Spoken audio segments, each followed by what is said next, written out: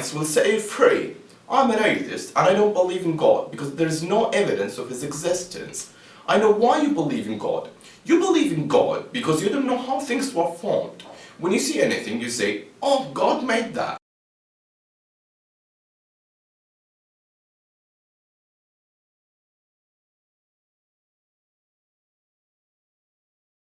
That shows how short-sighted and ignorant you are. You attribute it to God because you don't want to find any other explanation for its existence. You believe in God due to your ignorance. And if there is a God, then who created this God? Well, I really respect you, but I don't agree with what you have said. Do I believe in God because I don't know any other explanation for creation than I attribute it to God? Actually, no. I base my belief in God on knowledge. How? When you see something such as camera, oh come on, this is an old argument. Please let me continue answering you, then you can say what you want. Okay. When you see something such as camera, do you say that camera was designed by someone or was it through a very slow process? Common sense says it was designed by someone. I can't say you are lazy if you would say it was designed by someone because you don't want to think or use your mind. There can't be any other explanation except it was designed by someone. That's what I'm talking about. You base what you know on knowledge. According to life experience and common sense, order doesn't spontaneously arise from chaos. The more complex and ordered the system, the more functional the form, the greater level of intelligence behind it. You agree with me, don't you? Yeah, I agree. When we look at any camera, we know it contains plastic, glass, etc. And we know it all comes from sand and oil. If you found this camera in the desert, can you say this camera came from billions of years of random events? No. Why? As we agreed, order doesn't spontaneously arise from chaos. Good. So what about the origin of the first cell? It's by very slow process. Okay, now let's see if random events or a very slow process could produce one cell or even one protein. Protein consists of amino acids, and there are more than 250 varieties of amino acids in natural. Only 20 are found in the living organisms. The selected amino acids in protein must be left-handed, not right-handed. After the proper amino acids have been selected in the correct amounts, they need to be arranged in a particular sequence for protein to be formed. After arranging in the correct sequence, the selected amino acids must be joined together with a peptide bond. If the process I just told you about doesn't occur, then amino acids won't form a protein. I'll try to make it simple for you to understand by giving you an example. Let's say we have 20 blind men, each with a deck of playing cards. And what we want are 200 playing cards in the correct order, which are a total of 1040 playing cards. The correct order is Ace, 2, 3, 4 up to the 10 of hearts for each blind man. And give each blind man one deck of cards after you're done shuffling them. Then let each blind man to lay out the playing cards in the correct order. What is the chance that one blind man lay out the 10 cards in the correct order? It's quite unlikely, but yet, it's not impossible. Okay, what if there were 2 or 3 blind men? Still not impossible. What if there were 15 or 20 blind men? That's impossible! But let's say that a miracle had occurred and those 20 blind men laid out the playing cards in the correct order. The issue is that those 20 blind men won't be able to know if they laid out the playing cards in the correct order or not. They have no goal or a purpose behind laying out the playing cards. I mean, nothing will stop them if they approach to the correct order because they don't know if they are doing it right. They'll continue. And the same idea applies to amino acids when they come together to form a protein. The deck of cards are like the various amino acids, and the 200 cards in the correct order like the 200 amino acids in the correct order that form the proteins.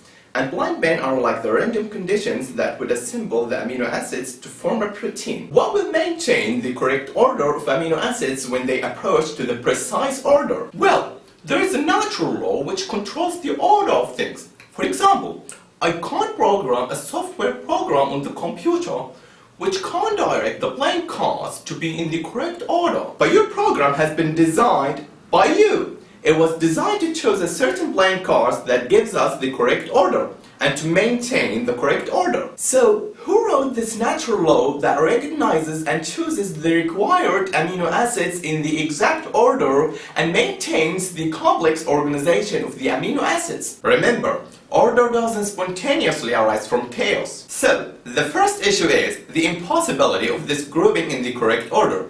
The second issue is amino acids are unaware whether they approach the correct order or not. And the third issue is maintaining this in the correct order and also recording the details into code and copying them, then again copying them. Could the very slow process produce such a law like that? Russian scientist Alexander Operin said, "The spontaneous formation of such an atomic arrangement in the protein molecule would seem as improbable as the accidental origin of vowels and need from scattered letters." And all what we are talking about right now is only one protein.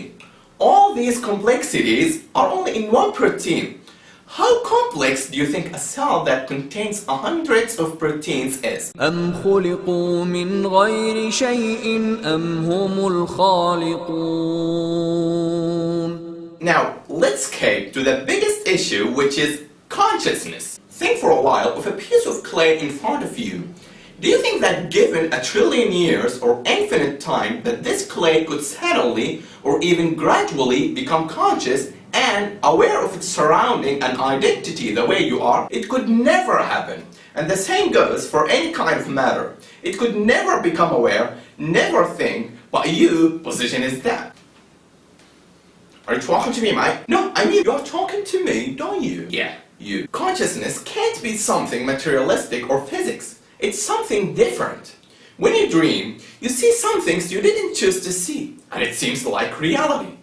Could all these skills come from the materialistic brain? No. The physicist Leonard Mlodinow, in an interview in the CNN channel, he brought up this point and said, "There's no physics explanation. In fact, there's no physics explanation for consciousness, and as far as I can tell, I've never seen consciousness even defined in a way that the scientists can really deal with." Also, Richard Dawkins, the most popular atheist and the hero for many atheists, he was asked, "What's the one question you want to most see answered?" He said, "How does subjective consciousness work? How does it evolve? And what's going on? When I have my own private feelings and you have your own private feelings, what happens when I see something red? What is it that makes the redness? What is it that makes the smell of onions? What is it that gives the subjective sensation that I know I have and I suspect you have, but I can never know what's going on inside your head?" Talking of Richard Dawkins, Ben Stein in his documentary Expelled, No Intelligence Allowed, he interviewed Richard Dawkins and he asked him about the possibility of the intelligent design. He answered, It could come about in the following way. It could be that at some earlier time, somewhere in the universe, a civilization evolved by probably some kind of Darwinian means to a very, very high level of technology and designed a form of life that they seeded onto perhaps this planet. Now, that is a possibility and an intriguing possibility. And I suppose it's possible that you might find evidence for that if you look at the details of biochemistry, molecular biology. You might find a signature of some sort of designer. He said, designer.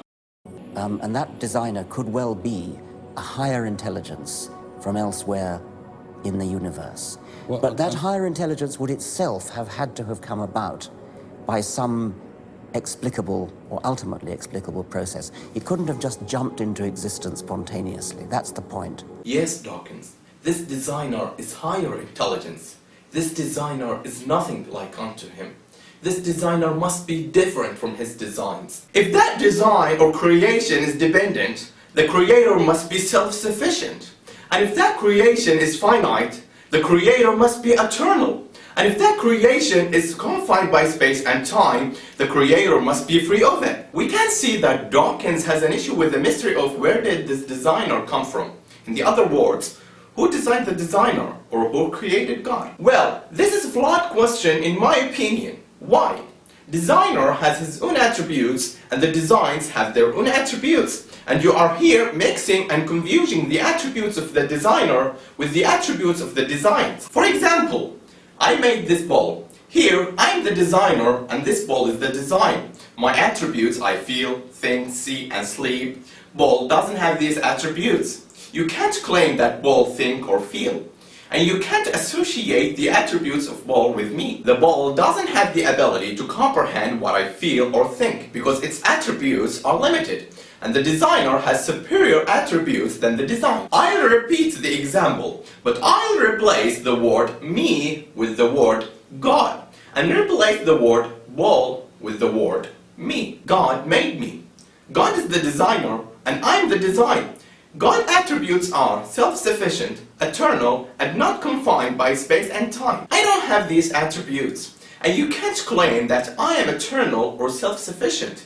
You can't associate my attributes with God. I don't have the ability to comprehend or imagine that God has no beginning, because my attributes are limited, and the human mind can't comprehend everything. This is something beyond our grasp. هو الأول والآخر والظاهر والباطن وهو بكل شيء عليم.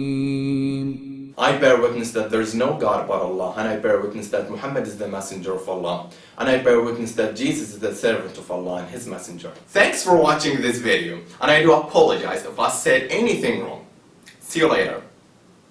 قل هو الله أحد الله الصمد لم يلد ولم يولد ولم يكن له كفوا أحد